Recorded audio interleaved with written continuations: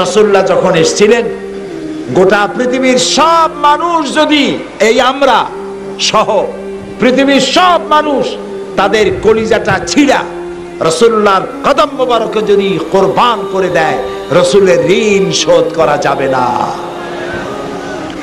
এই মানবতাকে তিনি বাঁচাইছেন। আপনারা কি চিন্তা করতে পারেন রাসূল যে যুগে আসছিল সেই যুগের অবস্থাটা কি ছিল? জেনা করবে সেজন্য একটা মেয়ে লোক দরকার। সে মেয়ে লোকটা কার মা, কার বউ, কার মেয়ে, কার বোন, তা দেখার তারা পরোয়া করতো না। নাউযুবিল্লাহি মিন যালিক। সিনেমা দামের মতো মানুষ কেনা বেচা হতো, মানুষকে কিনতো আর বিক্রি করতো। কীটদাস, দাসী, এই দাসীদেরকে কিনে নিয়ে দাসী বৃত্তি করাতো, তাদের সাথে জেনা করত। সেই মেয়ে লোকটার পেটে বাচ্চা আসতো, পেটের মধ্যে বাচ্চা আসছে 7-8 মাস হলো বা 9 মাস হয়েছে। এই অবস্থায় বন্ধু বান্ধবদের দাওয়াত দিয়া সেই কৃতদাসী যাকে সে গর্ভবতী করেছে তাকে সবার সামনে আইনা উলঙ্গ করে তার পেট ছুরি দিয়ে চিরত। পেটটা চেরার সময় মা কিভাবে ছটফট করে তাই তারা দেখতো। পেটের থেকে বাচ্চাটা বাইর করিয়া তারপরে পাশে রাখতো। মা কিভাবে ছটফট করে মরে, বাচ্চাটা কিভাবে ছটফট করে মরে, এই দৃশ্য দেখে তারা পিশাচের মতো হাসতো। এই ছিল পৃথিবী। সেই যুগে আল্লাহ রাসূলুল্লাহকে পাঠালেন। সুবহানাল্লাহ বলবেন না? আল্লাহ রাব্বুল আলামিন এরকম একটি কঠিন মুহূর্তে রাসূলকে পাঠায় বললেন, ওয়ামা আরসালনাকা ইল্লা রাহমাতাল লিল আলামিন। নবী হে, আপনাকে আমি পাঠাইছি আমার সমগ্র পৃথিবীর জন্য, আমার সৃষ্টি জগতের জন্য। আপনি আমার রহমত। সুবহানাল্লাহ কোন জোরে! আপনি আমার রহমত। আহারে, এই যে মেয়ে লোক, এই মেয়ে লোকের কোনো দাম ছিল না। নারী মানি নারীর কোনো দাম নাই। মেয়ে লোক হয়ে জন্মগ্রহণ করাই ছিল পাপ। বাপে যখন দেখেছে তার বউর একটা, স্বামী যখন দেখলো বউর কি হয়েছে, কন্যা সন্তান হয়েছে, গলা টিপে মারি বেলায় দিত। জীবিত অবস্থা আছাড় মেরে মারত, কবরের মধ্যে জীবন্ত দাফন করে দিত। আল্লাহ তাআলা কোরআন শরীফে বলছেন, বিআইয়ি যামবিন কুতিলা, কোন অপরাধে এই নিষ্পাপ বাচ্চাগুলিকে কেন তোমরা মারতেছো? আরে নবী করিম সাল্লাল্লাহু আলাইহি ওয়াসাল্লাম সেই যুগে একজন রাসূলের কাছে এসে ইসলাম কবুল করলো। ইসলাম কবুল করে সে কাঁদতেছিল। রাসূলুল্লাহ বললেন, তুমি তো মুসলমান হয়ে গেছো, এখন কাঁদতেছো কেন? লোকটি বলছে, ইয়া রাসূলুল্লাহ, কালেমা পড়ে মুসলমান তো হলাম ঠিক, কিন্তু জীবনে যত গুনাহ করেছি এই গুনাহ কি মাফ হইছে? আল্লাহর নবী বলেন, তুমি যখন পড়েছো লা ইলাহা ইল্লাল্লাহু মুহাম্মাদুর রাসূলুল্লাহ, এই কালেমা পড়ার সঙ্গে সঙ্গে আল্লাহ রাব্বুল আলামিন তোমার तमाम জিন্দেগীর গুনাহ মাফ করে দিয়েছেন। লোকটি তারপরেও কাঁদছে। রাসূল জিজ্ঞেস করছেন, এখন আবার কাঁদো কেন? লোকটি বলছে, রাসূল, আমি যে পাপ করেছি সেই পাপের বিবেক দংশনে আমি অস্থির হয়ে যাচ্ছি। এমন কি পাপ করছো? আমি বললাম গুনাহ মাফ হয়ে গেছে, তারপরেও তুমি কাঁদো। লোকটি বলছে, রাসূল, আমার স্ত্রী ছিল গর্ভবতী, সেই অবস্থায় তাকে রেখে আমি গিয়েছিলাম ব্যবসা করতে। অনেক দিন পর বাড়ি ফিরে স্ত্রীকে জিজ্ঞেস করলাম কি হয়েছে। স্ত্রী বলল, একটা মরা সন্তান হয়েছে, তারে ভালাই দিছে। বাস, আমিও আর কোনো চিন্তা ভাবনা করিনি। কয়েক বছর পর ঘরের মধ্যে দেখি যে একটা সুন্দর ফুটফুটি মেয়ে দৌড়দৌড়ি করছে। এত সুন্দরী মেয়ে দেখে আমার মনটা গলে গেল। জিজ্ঞেস করলাম, বউ, এই মেয়েটি কার? বউ বলল, তোমাকে সেদিন আমি মিথ্যা কথা বলছিলাম। ওই দিন আমার মরা সন্তান হয় নাই, একটা মেয়ে সন্তান হয়েছিল। তা যদি তোমার বলি তাহলে তুমি মেরে ফেলাই দিবা। সেই জন্য দূর সম্পর্কিত এক আত্মীয়র বাড়িতে আমি প্রতিপালন করে এখন বড় হয়েছে, ওরে আমি নিয়ে আসছি। আমি মনে করি এখন তুমি তারে মারতে পারবে না। লোকটি বলছে, রাসূল, আমার মেয়েটিকে আমি খুব যত্ন করতে লাগলাম, আদর করতে লাগলাম। একদিন হঠাৎ আমার মনে পড়লো এই মেয়েটি তো বড় হবে, যৌবন পাবে, তারপরে তাকে তো আমার বিয়ে দিতে হবে। আমি হলাম কুরাইশের ওয়ান অফ দ্য লিডার, আমি একজন নেতা। আর আমার মেয়ে বিয়ে দিলে পরে সেই বাড়ির মানুষের ভাত রান্না করে খাওয়াবে, রুটি বানায় খাওয়াবে, তার কাপড় চোপড় সাফ করে দেবে, তার বাড়িঘর সুন্দর করে সাজাবে, তার খেদমত করবে, তাহলে তো আমার সম্মান বাঁচবে না, আমার ইজ্জত তো শেষ হয়ে যাবে। আমি বললাম, স্ত্রী আমার মেয়েটাকে একটু সাজায় দাও, একটু বেড়ায় নিয়ে এসি। স্ত্রী সরল মনে মেয়েটাকে সাজায় দিল। আমি তারে নিয়ে চললাম, চাদরের ভিতরে মাটি খোঁড়া যন্ত্র সাথে করে নিলাম। আমি হাঁটি, মেয়েটা পিছনে পড়ে যায়, আবার কিছুক্ষণ পর আব্বা আব্বা করে এসে আমারে জড়ায় ধরে, আবার দৌড়ে সামনে যায়, আবার পিছনে ফিরে আমার কাছে আব্বা আব্বা বলে জড়ায় ধরে। সে তো জানে না যে আমি তারে কোথায় নিচ্ছি। নির্জন এক পাহাড়িয়া এলাকায় গিয়ে চাদরের মধ্য থেকে বার করে শাবল, কোদাল জাতীয় মাটি খোঁড়া জিনিস দিয়ে আমি মাটি খোঁড়া আরম্ভ করলাম। মেয়েটি আমার কাছে এসে আমার ঘাম মুছে দিচ্ছে। আব্বা তুমি এত কষ্ট করতেছো কেন? লোকটি বলতেছে, হে রাসূল মাটি খুঁড়তেছি আর ওই ধুলাবালি আমার দাড়িতে লাগতেছে। মেয়েটা এসে দাড়িগুলি সাফ করতেছে আর বলছে, আব্বা তুমি এত কষ্ট করতেছো কেন? আমার কপাল মুছাই দিচ্ছে। সে তো বুঝতেছে না যে আমি তার জন্য কবর তৈরি করছি। কোমর সমান গর্ত করে আমার মেয়েটাকে হাত পা বাঁধা শুরু করলাম দড়ি দিয়া। মেয়েটি বুঝতে পারলো আমি তারে মেরে ফেলবো। মেয়েটি তখন বলছে, আব্বা তুমি কি করছো? তুমি কি আমারে মেরে ফেলবা? আব্বা তুমি আমাকে মেরো না, আমি তোমারে বাপ বলে আব্বা বলে সমাজে শরম দেব না, তুমি আমার জীবনটা ভিক্ষা দাও, আমারে তুমি মেরো না। আমি কিছুই শুনলাম না, তার হাত পাও বাঁধা ওই গর্তের মধ্যে নিক্ষেপ করলাম। এরপরে একটা পাথর উঁচু করিয়া মেয়েটার বুকটা লক্ষ্য করে সজোরে নিক্ষেপ করলাম। বুকটা ফাড়িয়া গেল, রক্ত ফিনকে দিয়ে উঠলো, আর একটা আওয়াজ আমার কানের মধ্যে আসলো, আব্বা। হাদিস শরীফ এসেছে রাসূলুল্লাহ কাঁদতেছিলেন, রহমতের নবীর চোখের পানি দাড়ি ভিজে ভিজে পড়তেছিল। রহমতের নবী রাসূলুল্লাহ বলতেছিলেন, আরে মানজুম আর এমন কাম করতে। প্রিয় ভাই সব, মানবতা শেষ হয়ে যাচ্ছিল, এ মানবতা জাহান্নামের প্রান্তে দাঁড়িয়েছিল। সেই যুগে আমার রাসূল আসলেন আর এসে বললেন, মেয়েদেরকে অধপাতিত অসম্মানের গর্তে নিপতিত মেয়েদেরকে সম্মানের হাত ধরে সম্রাজ্ঞীর মর্যাদায় সিংহাসনে বসায় দিলেন আল্লাহ রাসূল। সুবহানাল্লাহ। আমার রাসূল বললেন, কোন ঘরে যদি একটি কন্যা সন্তান জন্মগ্রহণ করে, সেই ঘরের মধ্যে একজন রহমতের ফেরেশতা হাজির হয়ে যায়, এসে বলে, আসসালামু আলাইকুম ইয়া আহলাল বাইত, হে ঘরের মালিকেরা, হে গৃহবাসীরা, তোমাদের উপরে আল্লাহর রহমত নাজিল হোক। পুত্র সন্তান জন্মগ্রহণ করলে ওই ঘরে কোন রহমতের ফেরেশতা আসে বলে কোনো হাদিস নাই, কিন্তু কন্যা সন্তান জন্মগ্রহণ করলে আল্লাহ রহমতের ফেরেশতা ঘরে প্রবেশ করে। সুবহানাল্লাহ বলো। এই কোরআন শরীফে আল্লাহ তাআলা বলেছেন, আমি কাউকে কন্যা দেই, কাউকে পুত্র দেই, কাউকে কন্যাও দেই, কাউকে পুত্রও দেই। আল্লাহ শুরু করলেন পুত্র দিয়া না কন্যা দিয়া? আল্লামা ইবনে কাসির রাহমাতুল্লাহ আলাইহি তিনি তার তাফসীর ইবনে কাসিরের মধ্যে বলেছেন, আল্লাহর এই বক্তব্য অনুযায়ী যেই দম্পতির প্রথম হয় কন্যা সন্তান, সেই দম্পতি সব থেকে বেশি ভাগ্যবান। কারণ আল্লাহ পুত্র দিয়া শুরু করেন নাই, শুরু করেছেন কন্যা দিয়া। সুবহানাল্লাহ বলো।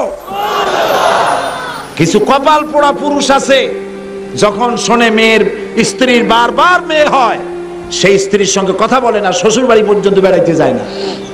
আছেন এরকম কপাল পোড়া?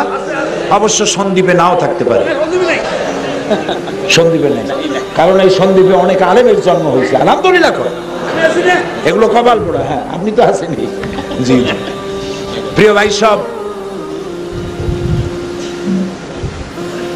আল্লাহর নবী বলেন, যদি কেউ দুইটি কন্যার পিতা হতে পারে, কেউ যদি দুই কন্যা বা তিন কন্যার পিতা হয়, আর ওই কন্যাদেরকে আদর করে, যত্ন করে, দিন শিখায়, ঈমান শিখায়, আর সাহায্য করে, আল্লাহর নবী বলেন আল্লাহর সাহায্য ওই ব্যক্তির উপরে কিয়ামত পর্যন্ত অব্যাহত থাকবে। ছেলের ব্যাপারে এমন কোন হাদিস নাই। রাসূলুল্লাহর ছেলেও হয়েছিল, মেয়ে হয়েছিল। বেঁচে ছিলেন কারা? সব ছেলেরা মারা গেলেন। বেঁচে ছিলেন কারা? একটা হাদিস আমাকে দেখান যে ছেলেরা মারা যাওয়ার পর রাসূলুল্লাহ একটি দোয়া করেছেন জীবনে, আল্লাহ আমার সবগুলি ছেলে মারা গেল, তুমি আমার একটা ছেলে দাও। আছে এমন দোয়া? নাই। সুতরাং মেয়ে হলে মুখ কালো হয় কেন? মেয়ে হওয়া আপনার সংসারের জন্য রহমত এবং বরকত। সুবহানাল্লাহ বলুন, আলহামদুলিল্লাহ বলুন।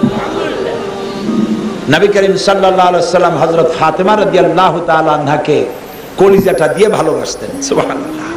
কোন জায়গায় যাওয়ার সময় সবার শেষে হযরত ফাতেমার সঙ্গে দেখা করতেন, আর কোন জায়গায় দিয়ে ফিরে আসলে আগে দেখা করতেন হযরত ফাতেমার সাথে।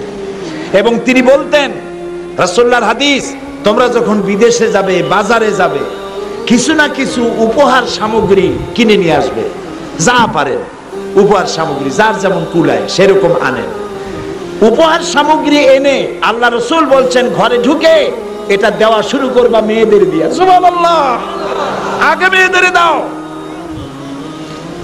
আর আমার দেশে ছেলের যত্ন, ছেলে হলে, ছেলের যদি অসুখ হয় ওর ডাক্তার আসে আগে, আর মেয়ের যদি অসুখ হয় কয় সবর করো। ছেলেটারে আগে খাওয়ায়, জন্মের খাওয়ান খাওয়ায়, মেয়েটারে খাওয়ায় না, খুব কম।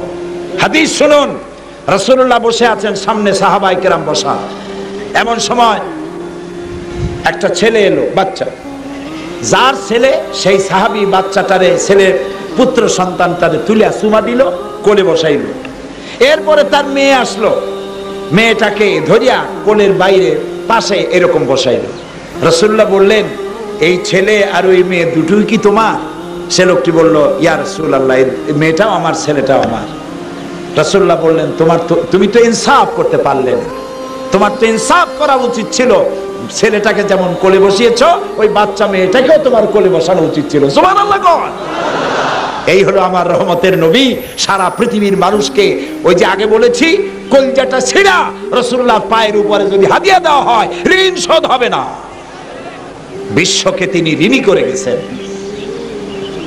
প্রিয় ভাই সব, নবী করিম সাল্লাল্লাহু আলাইহি ওয়াসাল্লাম এই পৃথিবীতে এসেছিলেন মানবতার কল্যাণের জন্য, মানবতার মুক্তির জন্য। মক্কি জিন্দেগিতে মানুষকে তাওহীদ বুঝালেন, যা চাইবা আল্লাহর কাছে চাইবা, তিনি হচ্ছেন একমাত্র ইলাহ, তার থেকে আইনদাতা, বিধানদাতা, শাসনকর্তা কেউ নাই। যা চাইবা আল্লাহর কাছে চাইবা। ওয়াইজা সাআলতা ফাসআলিল্লাহ ওয়াইজা ইসতাআনতা ফাসতাঈন বিল্লাহ। আমরা আমাদের মুসলমান নামাজও পড়ে, রোজাও রাখে, আবার কোন মাজার পাইলে মাজারে গিয়ে চায়। আছে না এরকম? আছে না? এটা আল্লাহর মেহেরবানি যে সন্দ্বীপে মাজার নেই নাকি? নাই, আল্লাহ বাঁচাইছে, কোন আলহামদুলিল্লাহ। চট্টগ্রামে এমন মাজারও আছে যেখানে মুদ্দারি নেই। ওই যে কুমিরে একটা হাই স্কুল আছে না, ওইখানে দেখেছি সাইনবোর্ড, হযরত চাউল ডাউল রহমতুল্লাহ আলাইহির মাজার। অবাক কাণ্ড। তা আমি যেদিন প্রথম বহু বছর আগে ওখানে মাহফিল করলাম, তো দেখি হযরত চাউল ডাউল রহমতুল্লাহ আলাইহির মাজার। তা আমি বললাম, ভাই আপনারা এই চাউল ডাউলে খিচুড়ি আর কয়দিন খাবেন?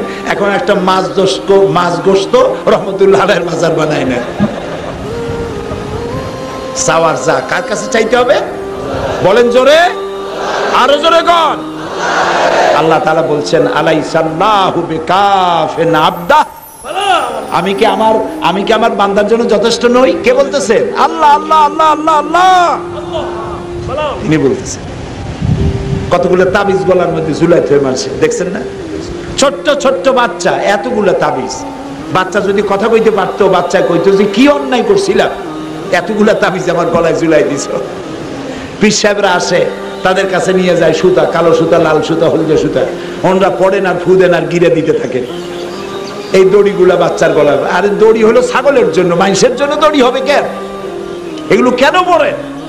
তারপরে তাবিজের মধ্যে কতগুলি তাবিজ লেখে, দাগ দাগ দিয়া, এরপরে 597, 393, 1192 কতগুলা নাম্বার টাম্বার দিয়া লাল কালি দিয়ে লেখা, এরপরে গলায় ঝুলাই দেয়। একটা তাবিজে দেখলাম তাতে লিখছে ইয়া জিব্রাইলো ইয়া মিকাইলো, উপরে লেখা ইয়া বদুহো, নিচে লেখা ইয়া বদুহো।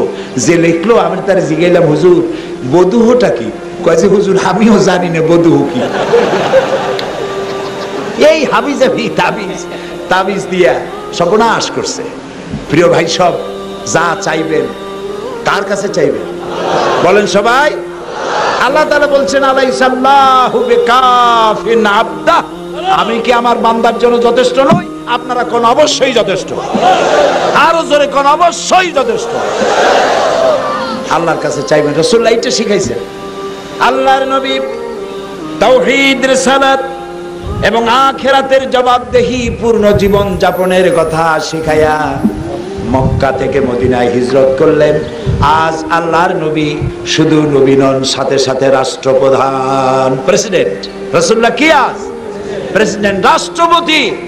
দুনিয়ায় যত রাষ্ট্রপতি আছে, মন্ত্রী হয়, এমপি হয়, দেখবেন বাড়ি গাড়ি বাড়তে থাকে, বাড়ি গাড়ি জায়গা জমি, কত মন্ত্রী হয়ে যায়, এমপি হয়ে যায়, স্বাস্থ্য থাকে খারাপ। যখন হয়ে গেল তখন দেখা যায় মাশাআল্লাহ পেট দুইটা তরমুজের সমান হয়ে গেছে।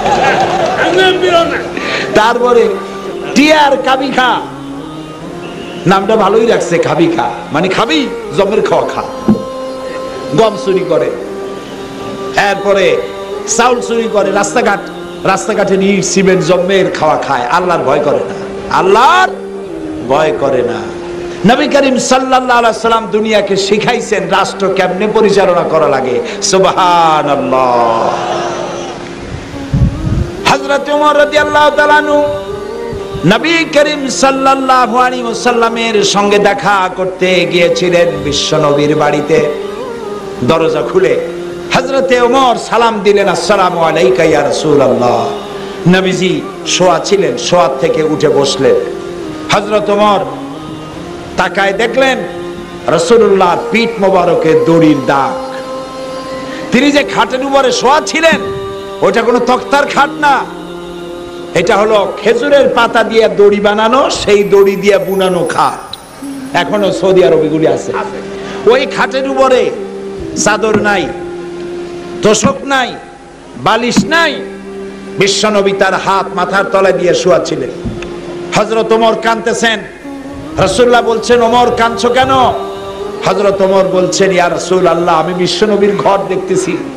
এই ঘরের এক কোণায় একটা মশক, পানি রাখার মশক, শূন্য চামড়ার একটি মশক ঝুলে আছে, এক পাশে একটা মগ পড়ে আছে, আর এক পাশে সামান্য কিছু জবের দানা পড়ে আছে। রাসূলুল্লাহ শুয়ে আছেন এমন এক বিছানায়, কোনো বিছানা নাই, চাদর নাই, পিঠে দড়ির দাগ। ইয়া রাসূলুল্লাহ, আমি সহ্য করতে পারছি না, আপনি আমাকে অনুমতি দেন, আমি আপনার জন্য একটা তোশক বানাই আনি। রাসূলুল্লাহ বলছেন, দেখো ওমর, এই পৃথিবীতে আমি শান্তি করার জন্য আসি নাই। আমি যদি ওহদ পাহাড়টাকে বলি, ওহদ আমার জন্য সোনায় পরিণত হয়ে যা, গোটা পাহাড়টা আমার জন্য সোনায় পরিণত হয়ে যাবে। প্রিয় ভাই সব, নবী করিম সাল্লাল্লাহু আলাইহি সাল্লাম এসেছিলেন পৃথিবীতে একটি শান্তিপূর্ণ পৃথিবী সৃষ্টি করার জন্য। তা তিনি করেছিলেন এবং করে তিনি বিদায় গ্রহণ করেছেন। আজ তিনি পৃথিবীতে নাই, কিন্তু তিনি কোরআন রেখে গেছেন। কি রেখে গেছেন? এই কোরআনের শাসন যদি আমরা প্রতিষ্ঠিত করতে পারি, আমাদের জন্য শান্তি ফিরে আসবে। আপনারা কি চান বাংলাদেশে এই কোরআনের শাসন হোক? আপনারা কি চান? কারা কারা চান দু হাত উঁচু করে দেখান তো। আলহামদুলিল্লাহ বলেন, আলহামদুলিল্লাহ। হাত নামান, হাত নামান।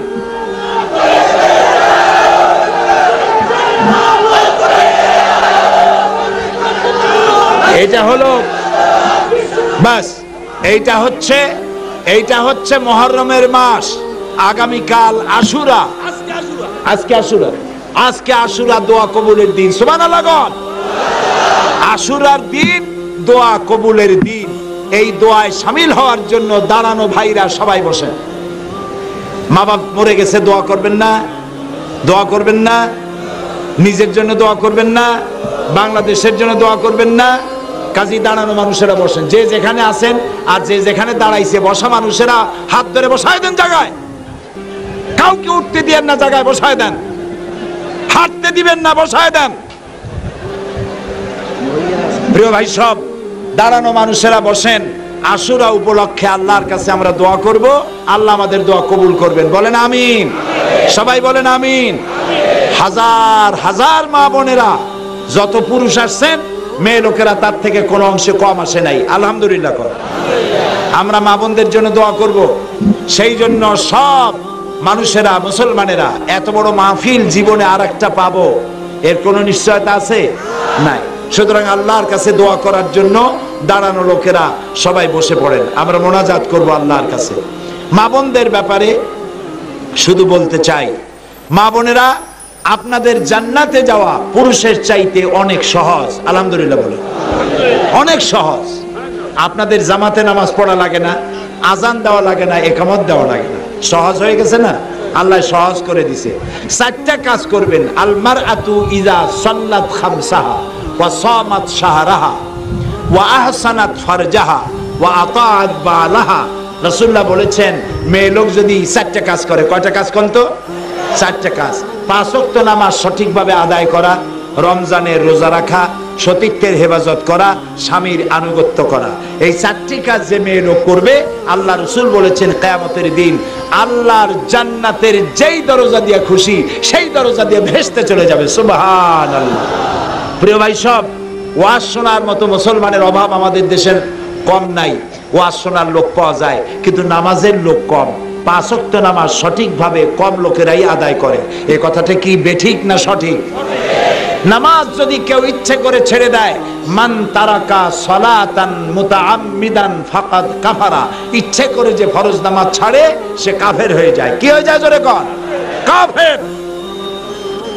সুতরাং নামাজ জীবনে ছাড়বো না, এই ওয়াদা কি করতে পারবেন? 2 হাত উঁচু করেন, 2 হাত উঁচু করেন, আল্লাহ দেখুক। বলেন ইয়া আল্লাহ, জোরে বলেন ইয়া আল্লাহ, তোমার পবিত্র নামে কসম করি, ওয়াদা করি, যতদিন পর্যন্ত মালাকুল মউত আমার মাথার কাছে না আসতেছে ততদিন পর্যন্ত ফরজ নামাজ, ফরজ রোজা আর ছেড়ে দেব না, আর ছাড়বো না, আর ছাড়বো না। এবার চিল্লায় বলেন ইয়া আল্লাহ, আমার মৃত্যু পর্যন্ত আজকের এই ওয়াদা আমাকে পালন করার তৌফিক দাও। আমিন আমিন ইয়া রাব্বাল আলামিন। সবাই হাত নামান। আমি বসতে বলছিলাম, একবারও কিন্তু বলি নাই, শুধু বলেছি মোনাজাতের জন্য বসেন। মোনাজাত বসে করা মোনাজাতের আদব, এই আদব রক্ষা করেন। দাঁড়ানো ভাইরা বসুন। আমি আজ সকলের জন্য দোয়া করব। হাজার হাজার মা বোনেরা এসছেন। সন্দীপ আল্লাহর একটা নিয়ামতের জায়গা, আলহামদুলিল্লাহ বলেন। বহু সংখ্যক আলেমের জন্ম হয়েছে এই সন্দীপের মাটিতে। আল্লাহ তাআলা এই সন্দীপকে শিরক এবং বেদাত মুক্ত রাখুন কিয়ামত পর্যন্ত। সমুদ্রের জলোচ্ছ্বাস থেকে, তুফান থেকে আল্লাহ এই সন্দীপকে বাঁচায় দিন, বলেন আমিন। এই মাত্র কদিন আগে সুনামি হয়েছিল, সুনামি হয়েছিল না? ওই থাইল্যান্ডে, তারপরে কোথায়, মালয়েশিয়া, ইন্দোনেশিয়া। 33 ফিট উঁচা হয়ে পানি আসছে। কত ফিট? 33 ফিট, মানে 60 তলা বিল্ডিং এর সমান। 60 তলা বিল্ডিং এর মতো উঁচা হইয়া পানি আসছে। ওই পানি যদি সন্দ্বীপে আসতো, থাকতে পারতেন একজনও? পারতেন? ইন্দোনেশিয়ার আছে একটা দ্বীপের নাম, প্রদেশের নাম, প্রাণের অস্তিত্ব সেখানে নাই, একটা মানুষও বাইছে নাই, সব শেষ। সমুদ্রের পাশে থাকেন, আল্লাহর সাথে নাফরমানি করবেন, ভয় করে না? ভয় করে না? ভয় করা উচিত। আল্লাহ তাআলা পানি একটু উঁচু করলেই সব শেষ। আল্লাহ শুধু কবে কোন, সাথে সাথে কাম শেষ, কাম শেষ। সুতরাং সে আল্লাহকে ভয় করে 5 ওয়াক্ত নামাজ ঠিকভাবে আদায় করবেন। মা বোনেরা, আপনারা পর্দায় থাকবেন এবং সঠিকভাবে দায়িত্ব পালন করবেন। এই সন্দ্বীপে যথেষ্ট মাদ্রাসা আছে, আলহামদুলিল্লাহ। এই মাদ্রাসাগুলিতে আপনাদের ছেলে মেয়েদেরকে দিয়ে দেবেন। ছেলেগুলি ভালো বানাইতে হইলে ছাত্র যারা, এই যে ছাত্র শিবিরের সভাপতি এখানে দাঁড়ালো, হজ করে আসছে, যে সব কথাগুলি বললো, খারাপ বললো না ভালো বললো? আলহামদুলিল্লাহ। কাজী আপনারা আপনাদের ছেলে পেলে যারা কলেজে পড়ে, নামাজি বানাবার জন্য, চরিত্রবান বানাবার জন্য শিবিরে দিয়ে দিবেন। আল্লাহ কবুল করুক, বলেন আমিন। কাজী আমরা নিজেরা সবাই মিলে এই বাংলাদেশে ইসলামী আইন যাতে চালু করতে পারি, আল্লাহ যেন তৌফিক দেয়, জোরে কোন আমিন। দেশ এখন ঠান্ডা হয়ে গেছে। অস্ত্রবাজি, সন্ত্রাসী যারা করতো, র্যাবের কারণে আল্লাহ হেদায়েত করে দিয়েছে তাদের সকলকে, ঠিক না? র্যাবের কথা শুনে সারা বাংলাদেশের মানুষ বলছে আলহামদুলিল্লাহ। শুধু একটা দলে বলছে ইন্না লিল্লাহ। ওদের জন্য খুব বিপদ হয়ে গেছে। যাই হোক, তো আল্লাহ তাআলা দেশ এখন শান্ত করে দিয়েছে মাবুদের মেহেরবানিতে। দেশ এখন শান্তিপূর্ণ পরিবেশে চলছে। দ্রব্যমূল্য এগুলি মাঝে মধ্যে একটু ওঠানামা করে, এগুলি গভর্নমেন্ট নিয়ন্ত্রণ করার জন্য 100% চেষ্টা করতেছে। এই কথা বিশ্বাস করুন যে বিগত সরকারের চাইতে বর্তমান সরকার ইসলামের পক্ষের সরকার। আলহামদুলিল্লাহ। এটাকে আমি বাড়াবাড়ি করে বললাম না ঠিক বলছি? বিগত 5 বছরে তারা যে বছর বিদায় হবে, বিদায়ের বছর জানুয়ারি মাস থেকে 30 জুন পর্যন্ত 26,000 আলেম পাবলিক সিকিউরিটি অ্যাক্টে গ্রেফতার করে তাদেরকে জেলখানায় নিয়ে নির্যাতন করছিল। শাইখুল হাদিসের মতো এত বড় আলেম, হাজারো আলেমের ওস্তাদ, তারে জেলখানার মধ্যে চোর ডাকাতদের সাথে রাখছিল, আর তাকে 1 মাসের মধ্যে উযু গোসলের পানিও দেয় না। তারপরে 252টা মাদ্রাসা বন্ধ করে দিয়েছিল। এই সরকার 3 বছরে কোন আলেম গ্রেফতার করেছে? মাদ্রাসা বন্ধ করছে, মসজিদের মুসল্লি পিটাইছে, মুসলমানের মাথার টুপি ওরা গত 5 বছরে নির্বাচনের সময়, গত নির্বাচনের সময় কুত্তার মাথার উপরে টুপি বরাই দিছিল। এই কথা সত্য কিনা বলেন? এত বাজে কাজ তারা করেছিল, তাই আল্লাহ তাআলা এক থাপ্পড়ে বেয়াদবদেরকে শোয়াই দিয়েছে মাটির উপরে। কাজে চিন্তা করবেন না, যত জোট বানুক, 14টা দল না কতগুলি একসাথে জোট বানছে না, 14,000 বেলুন যদি এক জায়গায় হয় কোন অসুবিধা আছে? বেলুন তো বেলুনই, এতে 50,000 হইলে বা ক্ষতি কি? যেগুলো ঐক্যবদ্ধ হয়েছে সব বামপন্থী। সবগুলা কি আমি কি বানাই বললাম না? সব ঠিক, এরা বামপন্থী। বামপন্থী বাম হাত দিয়ে মানুষের যে কাম করে, এই বাম হলো সেই কাম, বাম। কোরআন শরীফে আল্লাহ তাআলা বলেছেন আসহাবুল ইয়ামিন আসহাবুশ শিমাল, বামপন্থী আর ডানপন্থী, ডানপন্থীরা সব জান্নাতে চলে যাবে, বামপন্থীরা শয়তানের নেতৃত্বে সবগুলো জাহান্নামে চলে যাবে। কাজেই বামপন্থী নিয়ে যে জোট গঠন করা হয়েছে, ওগুলো একটাও নামাজ পড়ে না, নামাজ নাই, রোজা নাই, আল্লাহ নাই, রসুল নাই, পরকালের চিন্তা নাই। এগুলো নিয়ে জোট বাঁধিয়া কোনো লাভ হবে না। আগামী 2006 সালের নির্বাচনে বর্তমান জোট সরকার আরেকবার ক্ষমতায় আসবে ইনশাআল্লাহ। বলেন আলহামদুলিল্লাহ, আরো জোরে কোন আলহামদুলিল্লাহ। সরকারের জন্য শুধু দোয়া করবেন, আল্লাহ এই সরকার ক্ষমতায় আসার আগে যতগুলি ওয়াদা করছিল সবগুলি ওয়াদা পালন করার তৌফিক দিয়ে দাও। বলেন আমিন। আরো জোরে কোন আমিন। আমি এখন আপনাদের নিয়ে মোনাজাত করি, তারপরে বিদায় হব। আপনারা আমার জন্য দোয়া করবেন, আমিও আপনাদের জন্য দোয়া করব। আল্লাহুম্মা আমিন। রব্বানা যালামনা আনফুসানা ওয়া ইন লাম তাগফির লানা ওয়া তারহামনা লানাকুনান্না মিনাল খাসিরিন। আয় আল্লাহ তাআলা, হাজার হাজার মুসলমান নরনারী নাস্তাও না করে কষ্ট করে শেষ রাত্রে সে জায়গা দখল করেছে। মানুষেরা মাটিতে জায়গা না পেয়ে বিল্ডিং এর ছাদে উঠেছে, দেওয়ালে উঠেছে, গাছে উঠেছে। রব্বুল আলামিন, তুমি দয়া করে সিরাতের শানে আয়োজিত এই মাহফিলকে তোমার দরবারে কবুল করে নাও। আয় আল্লাহ তাআলা, সারা জীবন আমরা গুনাহ করেছি, দয়া করে মেহেরবানি করে আমাদের জিন্দেগীর সব গুনাহ মাফ করে দাও। আয় আল্লাহ তাআলা, আমাদের মধ্য থেকে যাদের মা বাপ দুনিয়া থেকে বিদায় হয়ে গেছে, কবরগুলিকে জান্নাতের টুকরায় পরিণত করে দাও। রব্বির হামহুমা কামা রব্বায়ানি সগীরা। সবাই পড়েন, রব্বির হামহুমা কামা রব্বায়ানি সগীরা। আল্লাহ তাআলা, तमाम পৃথিবীতে মুসলমানের আজ দেশে দেশে মাজলুম অবস্থায় আছে। আল্লাহ, মাজলুম মুসলমানদের জন্য তুমি হামি ও নাসির হয়ে যাও। আয় আল্লাহ তাআলা, মুসলমান রাষ্ট্রগুলির উপরে যারা জুলুম করে, এই পৃথিবীর বড় এক জালিম মুসলমানদের উপরে জুলুম শুরু করেছে, আল্লাহ ওই বুশকে তোমার গজবের হাতে আমরা সুপর্দ করে দিলাম। হায় আল্লাহ তাআলা, আমাদের প্রিয় বাংলাদেশ, এই দেশে যারা বোমা মারে, গ্রেনেড হামলা চালায়, মানুষ হত্যা করে, দয়া করে ওদের তুমি হেদায়েত করে দাও। আল্লাহ ওদের হেদায়েত করে দাও। ওদের কপালে যদি হেদায়েত যদি ওদের নসিবে না থাকে, তাহলে নমরুদ, হামান, ফেরাউনকে তুমি যেভাবে ধ্বংস করেছো, আমার দেশে যারা বোমা মারে, যারা গ্রেনেড মারে, যারা মানুষ হত্যা করে, আল্লাহ ওদেরকে গজব দিয়া, লানত দিয়া বিদায় করে দাও। আল্লাহ এই শয়তানগুলির হাত থেকে আমাদের দেশটারে তুমি দয়া করে বাঁচাও। যারা দেশে নৈরাজ্য সৃষ্টি করে, ওদের হাত থেকে এই দেশকে আল্লাহ তুমি দয়া করে রক্ষা করো। আল্লাহ তাআলা এই সন্দ্বীপ, এটি একটি, তুমি দয়া করে সমুদ্রের মধ্যে একটু জায়গা বের করে দিছো তোমার গোলামদের, বান্দা বান্দিদের থাকার জন্য। আর মাঝে মধ্যে ভাঙ্গে যায়, বিরাট এলাকা ছিল, ভাঙতে ভাঙতে অনেক কমে গেছে। আল্লাহ তুমি তোমার সমুদ্রকে শাসন করো। আল্লাহ তাআলা এই সন্দ্বীপ যেমন ছিল তুমি আরো বাড়াই দাও দয়া করে। আল্লাহ আমার দেশের জনসংখ্যা বাড়তেছে, সেই অনুপাতে আমাদের জমিন দরকার। তোমার থেকে কথা কে ভালো বুঝবে? আল্লাহ তাআলা তোমার বান্দার গুনাহ খাতা মাফ করে আমাদের চেহারার দিকে তাকায়ও না। আমাদের গুনাহ ভরা, কালিমা যুক্ত, মসিলিপ্ত চেহারা দেখলে তোমার গোসা হবে। আল্লাহ তাআলা তুমি আমাদের চেহারার দিকে না তাকায়া, আল্লাহ তাআলা তোমার রাসূলের সাদকায় আমাদেরকে মাফ করে দাও। আল্লাহ তাআলা এই জমিনকে তুমি সমৃদ্ধ করে দাও। আল্লাহ তাআলা আমাদের দেশে যত খাল, বিল, নদী, নালা আছে, সমুদ্র আছে, তুমি মাছ দিয়ে দাও। আমাদের যত গাছ আছে, গাছগুলি ভরা ফল দিয়ে দাও। আমাদের জমিন ভরা ফসল দাও। আর আমাদের মুসলমানদের কলিজা ভরা ঈমান দিয়ে দাও।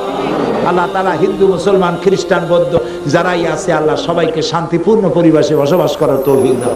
আল্লাহ তাআলা তুমি তোমার আরশে আজিম থেকে তাকায় দেখো, এই বঙ্গোপসাগরের মাঝখানে এই সন্দ্বীপে তোমার বান্দিরা, হাজার হাজার বান্দিরা কষ্ট করে পায়ে হেঁটে, এখানে যাতায়াতের ব্যবস্থা নাই, মা বোনেরা আসছে। আল্লাহ তুমি তোমার বান্দিদেরকে মাফ করে দাও। আল্লাহ তাআলা তোমার বান্দিদেরকে ক্ষমা করে দাও, তাদেরকে পর্দায় থাকার তৌফিক দান করে দাও।